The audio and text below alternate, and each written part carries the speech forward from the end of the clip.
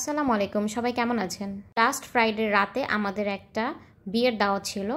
দাওয়াতটা ছিল হচ্ছে একটা বুফে রেস্টুরেন্টে। রেস্টুরেন্টের নামটা এখন আমার মনে আসছে না। দেখতেই পারছেন স্টার্টারে কি কি নিয়েছি। তার মধ্যে থেকে আমার স্যুপ আর হচ্ছে পিজাটাই বেশি ভালো লেগেছে। এটা নিয়েছিলাম হচ্ছে মেন কোর্স। ওখানে প্রায় মেবি 100+ আইটেম ছিল। আমি চেষ্টা করেছি সব কিছুই অল্প অল্প করে নেওয়ার। তেমন একটা খেতে পারি না, যার জন্য আমি সব কিছু অল্প অল্প করে নিয়েছি যাতে সবগুলোর খাবারই একটু টেস্ট করতে পারি।